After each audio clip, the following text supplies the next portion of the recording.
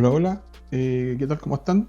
En el día de hoy vamos a revisar otro tipo de equilibrio. En este caso vamos a tratar el equilibrio de precipitación. ¿Qué consiste? Los contenidos que vamos a revisar a continuación son una breve introducción, que se entiende por producto de solubilidad. Vamos a definir solubilidad y solubilidad molar. Vamos a determinar ciertas reglas de solubilidad que nos permiten de alguna manera predecir qué compuestos van a precipitar y cuáles no.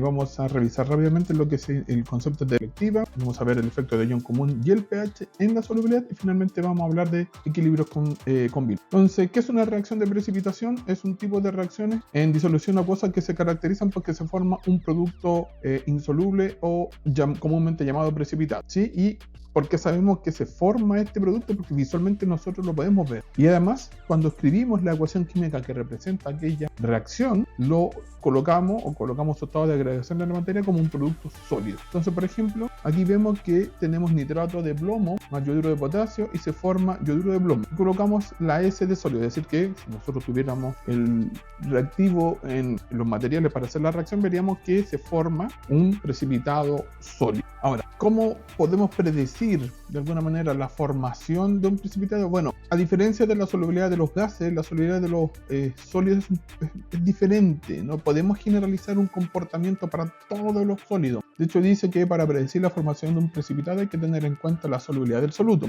que se define como la máxima cantidad de soluto que se disolverá en una cantidad dada de disolvente a una temperatura específica. Y ustedes pueden ver en el gráfico que a medida que se incrementa la temperatura, ciertos compuestos aumentan su solubilidad, mientras que otros prácticamente permanece constante, y en otros casos incluso disminuye. Entonces no tenemos una regla general que decir, a medida que aumenta la temperatura, aumenta la solubilidad. No, aquí va a depender principalmente de la naturaleza del compuesto.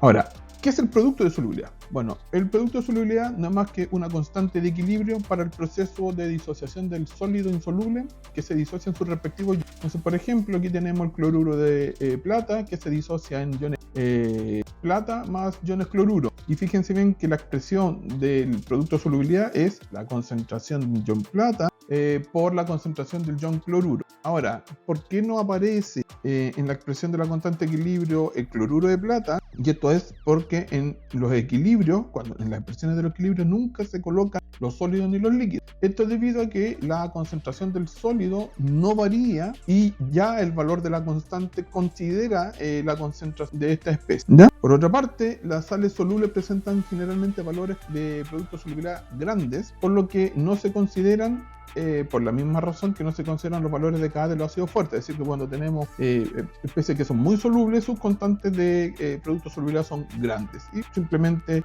se obvia cualquier otro proceso. No así cuando la especie tiene producto de solubilidad pequeño, y ahí en ese caso sí tenemos que hacer algunos cálculos para poder revisar la situación. Dice que hay que tener en cuenta que este tratamiento es algo simplista y supone un equilibrio independiente de otros posibles. La formación de especies como pares iónicos, así como la hidrólisis, que sufren ciertos cationes metálicos muy polarizantes, generalmente cationes pequeños y con carga elevada, pueden modificar las concentraciones que aparecen en la expresión del producto de solubilidad. Y aquí hay una tabla con distintos valores de producto de solubilidad, en donde vamos a encontrar especies que tienen valores muy pequeños, de 10 elevado a la menos 72, a otros que tienen valores mucho más grandes, 10 elevado a la menos 5, por ahí veo 10 elevado a la menos 4, o sea, si ustedes ven, el rango es variable, no hay un comportamiento homogéneo, y obviamente es porque depende de ciertos factores que vamos a ir descubriendo a lo largo de la presentación. Ahora, ¿para qué podemos determinar a partir del producto de solubilidad? Varias cosas. Dice, podemos saber si una disolución está saturada o no conociendo el valor del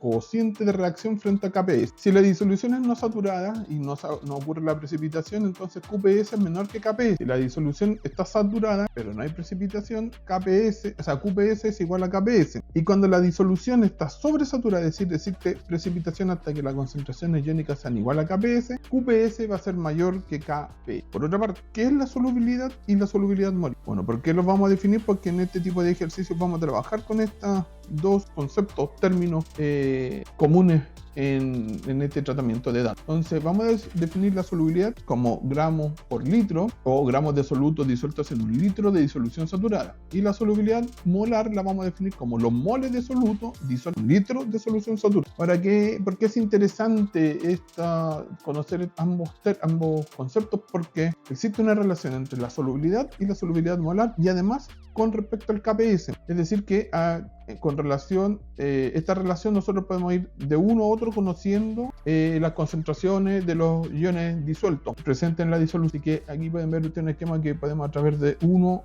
u otro, conociendo el valor de uno y otro, podemos determinar las demás incógnitas. Entonces dice que, por lo tanto, el producto de solubilidad y la solubilidad son cantidades que están relacionadas, y conociendo una, podemos conocer la otra. Conviene tener siempre en cuenta los siguientes puntos. Primero, la solubilidad es la cantidad de sustancia que se disuelve en una cantidad determinada de agua para producir una disolución saturada, y se puede expresar en gramos litros o mol litro. El producto de solubilidad es una constante de equilibrio que da una idea de la concentración de los iones en disolución. Y por último, la solubilidad molar y el producto de solubilidad se refieren siempre a una disolución saturada. Por lo tanto, dice que la solubilidad de una sustancia en otra está determinada por el equilibrio de fuerzas intermoleculares entre el disolvente y el soluto, y la variación de entropía que acompaña en la solvatación. Factores como la temperatura y la presión influyen en este equilibrio, cambiando así la solubilidad. En el caso de compuestos iónicos, la solubilidad depende mucho del carácter covalente del enlace, disminuyendo aquella con el aumento de. Veamos ahora ciertas reglas de solubilidad para tener una idea de qué especies van a ser solubles y qué especies van a ser insolubles.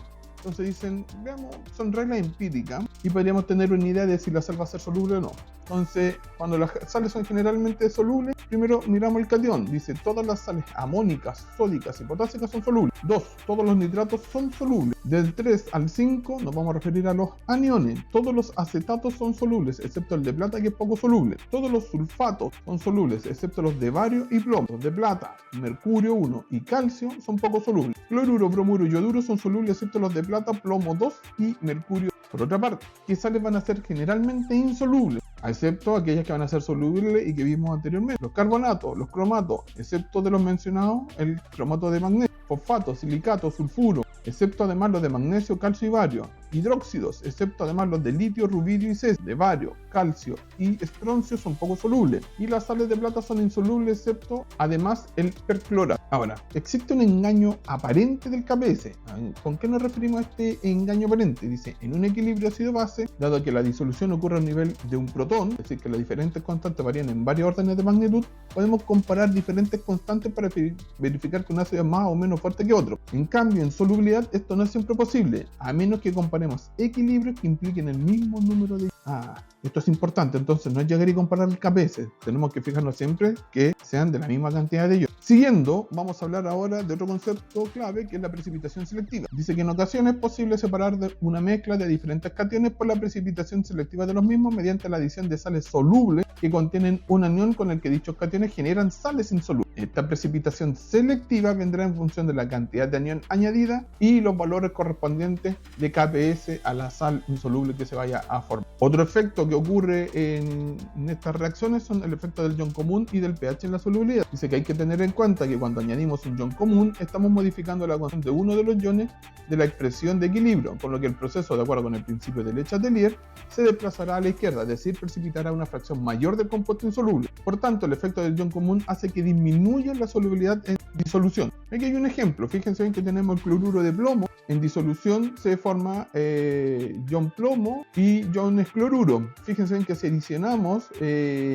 alguna especie que tenga cloruro, el equilibrio se va a desplazar hacia la formación de la sal insoluble. Por otra parte, dice, de forma similar, la solubilidad de muchas sustancias depende del pH de la disolución. Por ejemplo, en el caso de los hidróxidos alcalino-térreos, que son parcialmente solubles, como el hidróxido de manganeso, por ejemplo, vamos a ver lo siguiente, dice, hidróxido de magnesio. Dice, al añadir iones hidróxido, aumento del pH, el equilibrio se desplaza hacia la izquierda disminuyendo la solubilidad. En este caso sería equivalente al efecto del ion común. A medida que agregamos ion hidroxilo, lo que hace es que se desplaza hacia la formación de la sal poco soluble. Por otra parte, si acidificamos la solución, es decir, que disminuimos el valor de pH, disminuye la concentración de ion hidróxido y el equilibrio se desplaza hacia la derecha, es decir, que estamos solubilizando la sal perdón, poco soluble. Dice, el pH también influye en la solubilidad de las sales que contienen un anión que puede sufrir hidrólisis. Por ejemplo, el fluoruro de bario, ya que el fluoruro puede reaccionar con los protones del agua en un medio ácido para dar ácido fluorhídrico. De esta forma se retiran iones fluoruro de la disolución, por lo que el equilibrio de solubilidad tiene que desplazarse hacia la derecha y el fluoruro de bario se termina disolviendo más fácilmente. Dice, la solubilidad será aún mayor cuanto más ácido sea el medio, cosa que no se ve directamente planteado,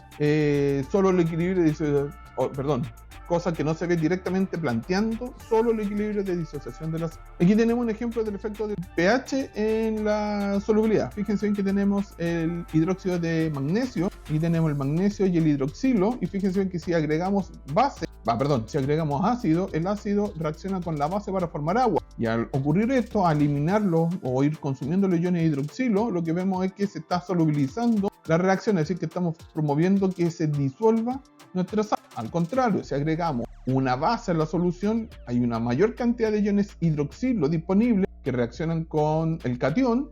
Por lo tanto, lo que estamos promoviendo es que se precipite en mayor medida nuestra sal.